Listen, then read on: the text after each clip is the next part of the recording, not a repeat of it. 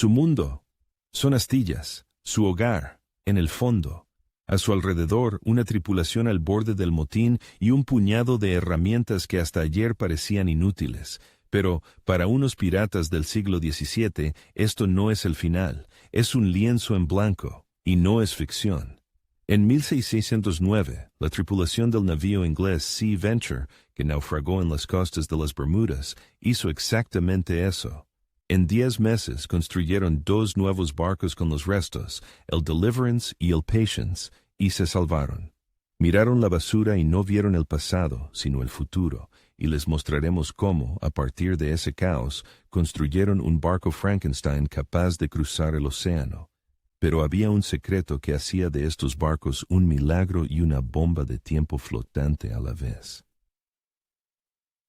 El primer paso de los supervivientes no es el pánico, sino el inventario. La tripulación recoge metódicamente cada clavo, cada tabla, cada trozo de cabo. No es una simple recolección de basura, es una evaluación de recursos. El hierro era tan valioso que en aquella época existía la práctica de quemar barcos viejos. Se les prendía fuego en los muelles para luego cerner las cenizas y recuperar todos los clavos y fijaciones. En esta isla, cada clavo encontrado equivalía a un doblón de oro. La principal moneda aquí no es el oro, sino un trozo de madera intacto y un clavo sin oxidar. Esto marca el tono de todo. No es una historia de suerte, sino de sistema. Para construir un barco de la nada, necesitaban resolver 3 tareas imposibles. Olvídense de los tratados oficiales como la Doctrina de la Arquitectura Naval de 1670. Estos presuponían materiales perfectos y astilleros. Los piratas tuvieron que escribir su propia doctrina sobre la arena. La primera: cómo crear el esqueleto de la nave, su columna vertebral, sin una quilla de una sola pieza. La segunda: cómo parchar los cientos de agujeros del casco para que no se desintegrara con la primera ola. Y la tercera, la más difícil: cómo manejar a una tripulación de asesinos desesperados para que trabajaran juntos. Las respuestas a estas preguntas son el manual de supervivencia. Directo a lo valioso. Lo primero que construyeron fue la herramienta más primitiva pero clave: palancas y grúas sencillas hechas con troncos y cuerdas para arrastrar los pesados restos. Era pura física de Arquímedes en acción. Usando trípodes de troncos y un sistema de poleas, si lograban encontrarlas, un equipo de 10 hombres podía levantar un peso que ni 50 habrían movido. Este es el primer destello de esperanza e ingenio. No solo arrastran, multiplican su fuerza. Es el primer paso del caos al orden. Cualquier barco sin quilla es solo una balsa. La quilla, la viga central en el fondo, es la columna vertebral de la nave. Es el punto de partida para toda la geometría. De ella hacia arriba se calculan todos los ángulos. Funciona como la aleta de un pez, resistiendo el abatimiento lateral por el viento.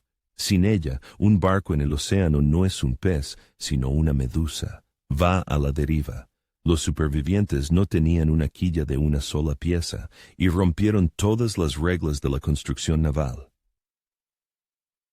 Su solución: ensamblar varias de las tablas y trozos de mástil más grandes.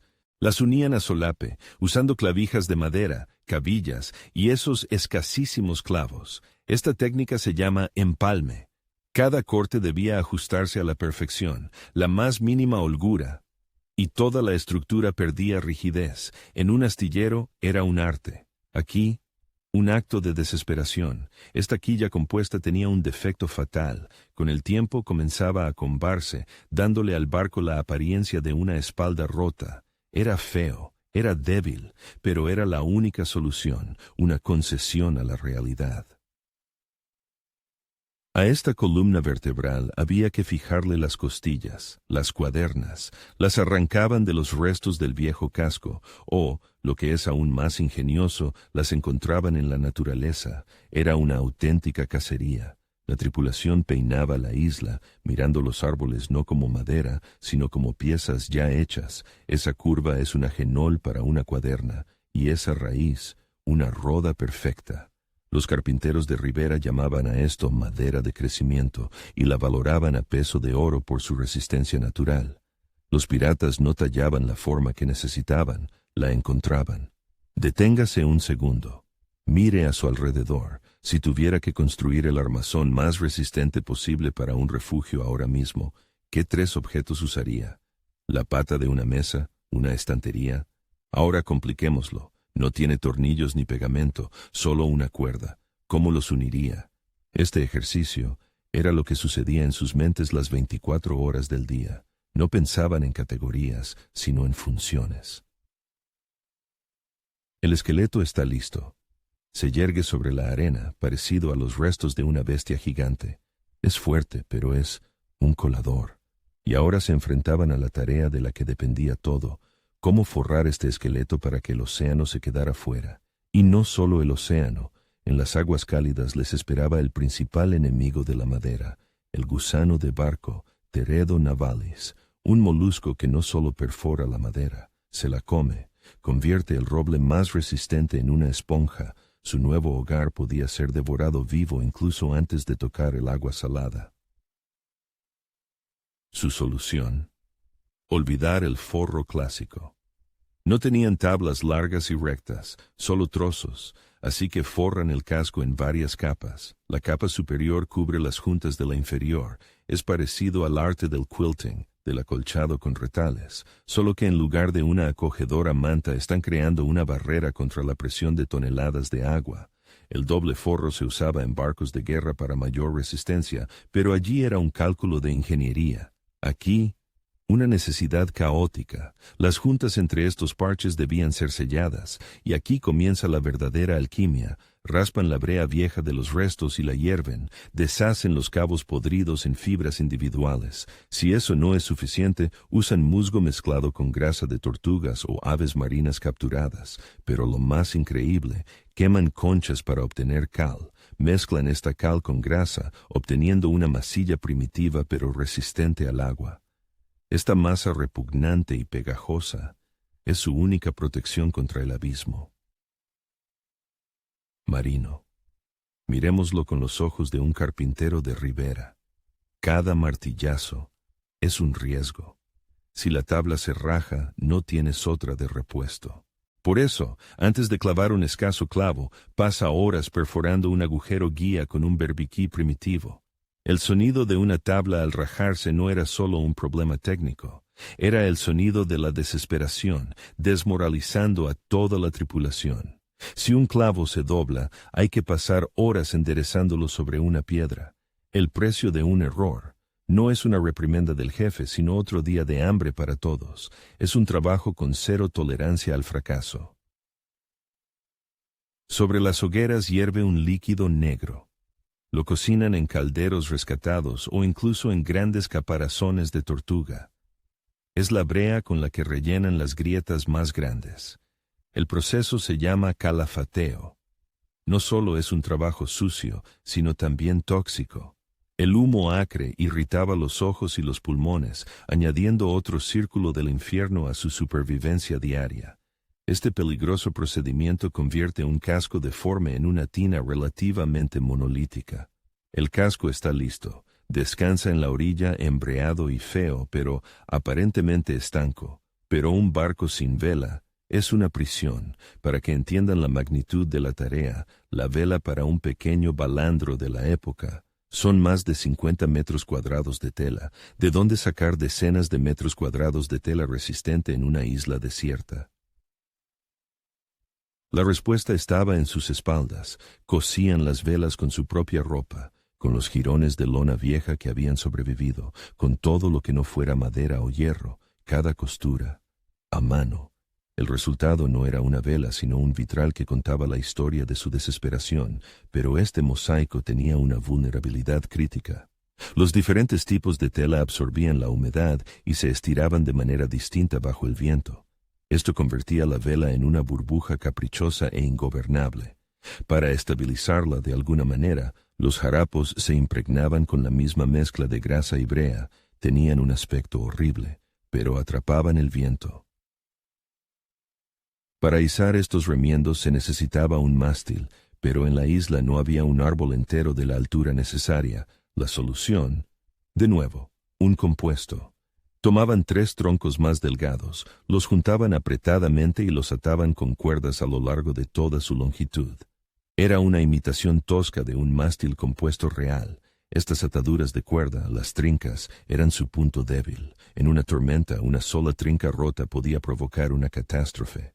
Toda la estructura explotaba con un estruendo ensordecedor, convirtiéndose en una nube de astillas mortales. Era pesado, poco fiable, pero era su única opción. Los cabos viejos valían su peso en oro. Se deshacían cuidadosamente en hebras individuales. Este proceso se llama descolchado. Luego, con 3 hebras viejas y gastadas, se colchaba una nueva, más corta, pero resistente. Esto ya es el colchado. No era una simple acción mecánica. Era un ritmo, un arte que requería la coordinación de toda la tripulación. Imaginen trenzar a mano un cabo que debe soportar el peso de un coche. Cuando las cuerdas escaseaban, usaban lianas y fibras de hojas de palmera. Un trabajo titánico y monótono que llevaba semanas. El barco puede flotar, pero es ingobernable. ¿Cómo girar este monstruo sin el timón que se hizo pedazos con el barco? Una nave sin gobierno. Es un juguete para las olas. Podía quedar de costado a una ola, lo que se conoce como atravesarse. La siguiente ola lo volcaría y lo hundiría en segundos. Necesitaban un timón, y solo tenían una idea, una locura. No podían recrear el complejo mecanismo de una rueda de timón, así que retrocedieron en el tiempo, a la caña del timón. Es simplemente un palo largo, una palanca, unida directamente a la pala del timón, pero esta simplicidad es engañosa. La caña es contraintuitiva. Para girar el barco a estribor hay que empujarla a babor, un error del timonel, y la nave podía tumbarse. ¿Y la pala misma? La hacían con el trozo de madera más resistente que tenían. A menudo era la puerta del camarote del capitán, tallada en roble macizo. En este ataúd flotante no había barriles. Cada sorbo de agua era un problema. Su solución, durante la lluvia, extendían cualquier trozo de lona que hubiera sobrevivido. El agua se escurría hacia una esquina, bajo la cual colocaban un caldero o un caparazón de tortuga. Pero este sistema tenía un secreto de vital importancia. Los primeros chorros de lluvia debían desecharse, lavaban la sal y la suciedad de la tela. Solo entonces comenzaba la recolección. El agua seguía teniendo un sabor repugnante a brea y podredumbre, pero era agua, era una carrera contra la deshidratación. Introduzcamos una escala del ingenio de la desesperación. El timón hecho con una puerta, un 8/10, las velas hechas con camisas, un 7/10. Los barcos normales se evalúan por su velocidad y navegabilidad. Nuestra escala evalúa las soluciones por un único criterio: cuán ingeniosamente pospusieron una muerte inevitable. Pero el sistema de recolección de agua de lluvia es un puro 10/10, porque no resuelve un problema de movimiento, sino un problema de vida. Sin esto todo lo demás simplemente no tenía sentido. El ancla no es solo para detenerse, es seguridad durante una tormenta cerca de la costa. Si el ancla se había perdido, creaban un análogo, una cesta grande y resistente hecha de ramas, que llenaban con las piedras más pesadas. Un ancla tan primitiva se llama ancla de capa. Su principal peligro no era que no sujetara el barco, sino que el cabo improvisado se rozara con el borde afilado de una piedra y se rompiera en el momento más crítico. Primitivo, pero podía salvarles la vida. El barco Frankenstein está listo para ser botado. Todos los problemas de ingeniería están resueltos. Pero ahora surge la amenaza principal, mucho más aterradora que cualquier vía de agua. La historia conoce ejemplos terribles de cómo los supervivientes de un naufragio se convertían en salvajes. En 1629, tras el naufragio del Batavia en unas islas cerca de Australia, los supervivientes organizaron una auténtica masacre. Eran piratas. Para evitar el destino del Batavia, destruyeron el viejo mundo. En esta isla, los galones y los rangos no valían nada. El capitán dejó de ser capitán en el momento en que su plan condujo al naufragio. El líder no era el más fuerte, sino el más útil. El carpintero de Rivera, que en un barco normal era solo un suboficial, aquí se convertía en el ingeniero jefe del proyecto. Su palabra era ley. Este sistema, basado en la competencia, era irónicamente más justo que aquel del que huían. Para sofocar los motines de raíz, se impuso una ley de hierro, una distribución absolutamente equitativa de la comida y el agua. Cualquier intento de robar un sorbo de agua dulce o un trozo de carne seca se castigaba de forma inmediata y brutal, a menudo con la muerte. De esto se encargaba el contramaestre. En el mundo pirata era responsable del reparto justo. Aquí su papel se volvió absoluto. No era moralidad, era la fría matemática de la supervivencia del grupo. Pero el miedo por sí solo no hace que la gente trabaje. La desesperación y el trabajo monótono matan el espíritu. Por eso, los líderes inteligentes creaban rituales, una reunión vespertina para resumir los logros del día, o un simbólico clavo de oro martillado al final de la semana. También usaban una vieja herramienta del mar, las salomas, las canciones de trabajo. No eran entretenimiento, eran un metrónomo que sincronizaba los esfuerzos de decenas de manos tirando del mismo cabo. Convertían el trabajo agotador en un ritmo colectivo, creando un sentido de propósito común. Y aquí está el final. Toda la tripulación, como un solo organismo, empuja su fea creación hacia el agua, usando palancas y rodillos de troncos, lubricados con la misma grasa de tortuga que se usó para tapar las grietas, el crujido de la madera, la tensión de los músculos, y flota. En ese momento el montón de restos muertos en la orilla cobra vida, se convierte en un barco, es una catarsis, el instante en que una esperanza imposible se hace realidad. De estos planos de la desesperación se puede extraer un breve protocolo Frankenstein. En esencia, son las instrucciones para crear un producto mínimo viable, como se diría hoy. Primero, empieza por la columna vertebral. Encuentra o crea la estructura portante principal, por muy fea y débil que sea. Segundo, la estanqueidad es más importante que la belleza. Usa cualquier basura, grasa y musgo disponibles para tapar los agujeros. Y tercero, la función define la forma. Olvida cómo debería ser algo según el manual, piensa solo en lo que debe hacer para salvarte la vida. Estos barcos Frankenstein no eran solo un medio de transporte, eran la encarnación material de la voluntad humana de vivir, pero es importante entenderlo. Su objetivo nunca fue la durabilidad, eran un billete de ida. Al llegar a puerto, un barco así era abandonado de inmediato, se cambiaba por la primera nave medio decente, sin mirar atrás. Su misión se había cumplido en el mismo instante en que zarpó de la isla maldita. Estas historias demuestran una cosa simple. Las soluciones de ingeniería más increíbles no nacen en cómodos despachos, nacen al borde de la supervivencia, allí donde el único recurso disponible es tu ingenio. Y ahora, una pregunta para ustedes. ¿Qué es lo que más impresiona en estas historias? ¿El ingenio técnico que permitió construir un barco con basura?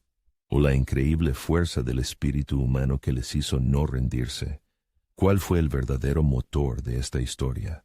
La ingeniería, las manos inteligentes que supieron colchar un cabo y clavar un clavo, o el espíritu, el corazón inquebrantable que se negó a rendirse. Escriban una sola palabra en los comentarios, ingeniería o espíritu. Veamos cuál predomina.